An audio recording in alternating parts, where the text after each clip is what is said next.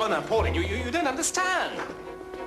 If you think I'm going to let my daughter marry a man who consorts with common criminals, you do not know the Middle West of America. But Mr. Stoker, the sanatorium. I never wanted a sanatorium anyway. Come on, Dwight.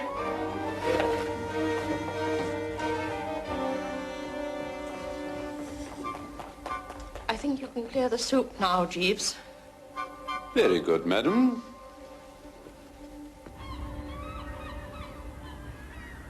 I suppose one ought to be prepared, Jeeves, for one's past to return every now and again and strike one a nasty blow on the matter.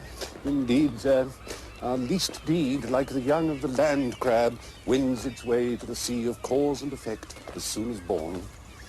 Quite. But it hardly seems fair that it should also strike the matter to one's chums. No, sir. Now, this ancient matter of the blancmange and the bishop has come back to haunt poor old Chuffley. You hear music, Jeeves? Of a sort, sir. If I'm not mistaken, it comes from up ahead there.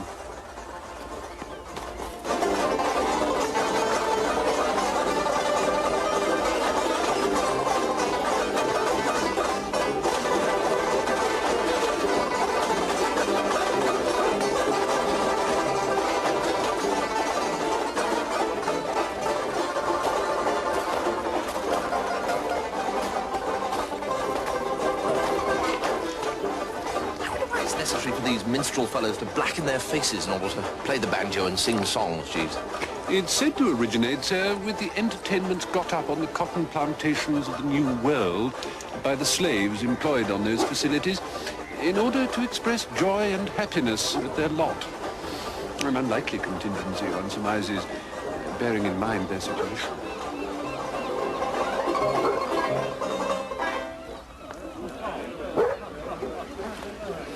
Odd that these fellows should have been playing Lady of Spain too, though. That's the only tune that the chaps at the drones know. Thank you, Bertie. Who's in there? It's me, Barmy. Barmy? What on earth are you doing here? We're down here to play at my Aunt Hilda's silver wedding party. What are you playing on the beach for? Oh, we can't very well practice at Chuffnell Parva. It's meant to be a surprise. And we thought we'd give the holidaymakers a bit of a treat. You're taking money for making that racket? Absolutely. And we've got a job playing on that yacht at a kid's birthday party tonight. With old man Stoker? Oh, do you know him? He's paying us £5. My mother's going to be absolutely thrilled. She's always saying I should work for a living.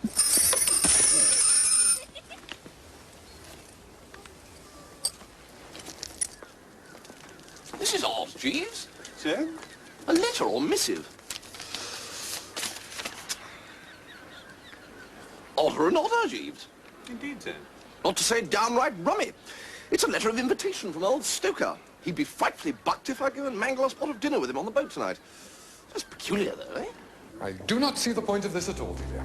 I shall be better employed back in London, continuing my memoir. We have to try to heal the rift, Roderick, between Lord Chuffnell and the Stokers. I do not care about the rift. Besides, it's pointless trying. Stoker has retired to his yacht and remains there, incommunicado. It's Lammas Eve tonight, sir. Don't you be late now. I beg your pardon. We lock up early tonight, sir. Old Boggy walks on Lammas Eve. Superstitious rubbish. Old Boggy. We don't know any boggies, do we, Roderick? I must say, Jeeves, jolly decent of old Stoker to extend the olive branch like this. Ahoy, Gypsy Queen! Ahoy, Jeeves. It is the correct form of nautical address, sir. Sort of thing they only said in books. Who is it? It's Mr. Wooster and his manservant requesting permission to board, sir. Come aboard.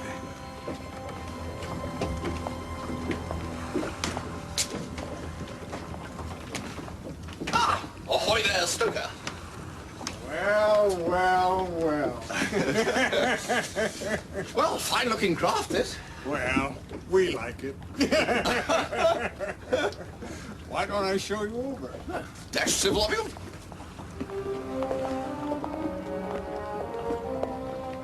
This is the main saloon, just being prepared for the festivities. Ah, little Dwight's birthday, of course. Yes.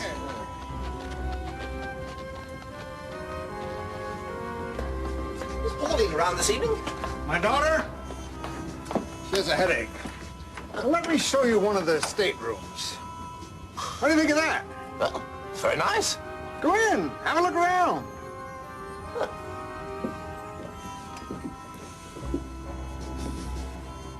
Feel the bed. Very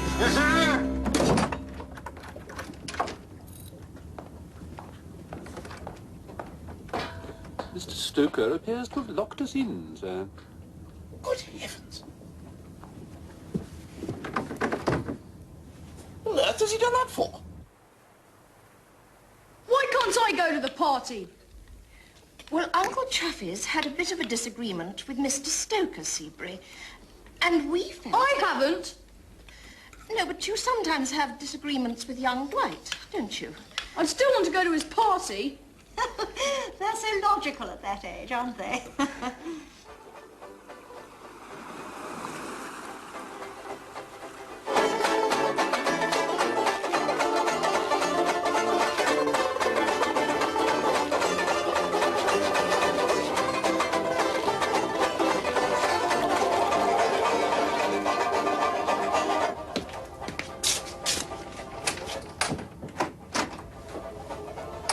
Now, look here, Stoker. Wait outside, Jeeves, would you please? Very good, sir. Now, look here, I know this is trespassing on your time. Could you possibly tell me what on earth this is all about? You don't know? Hanged if I do. And you can't guess? Hanged if I can. Wooster, you spent the night at a hotel with my daughter. No.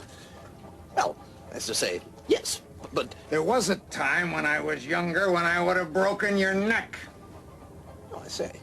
Nowadays, I'm more sensible. I take the easier way. Good. Hey, Jeeves, Yes, miss? can I have a word? Certainly, miss.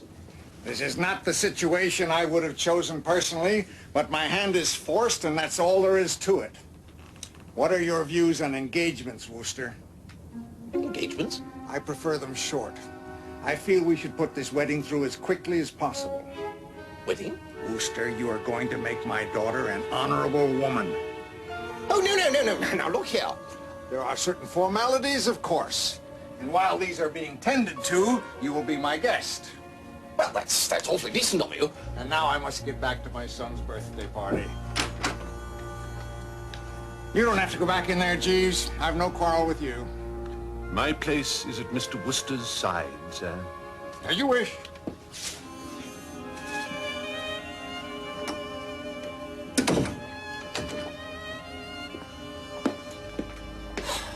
You're abreast of the latest developments, Jeeves? Yes, sir. He's going to make me marry Pauline.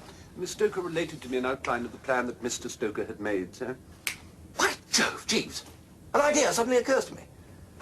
It's all very well for Stoker to talk airily about marrying us off, but he can't do it. Miss Stoker will simply put her ears back and refuse to cooperate.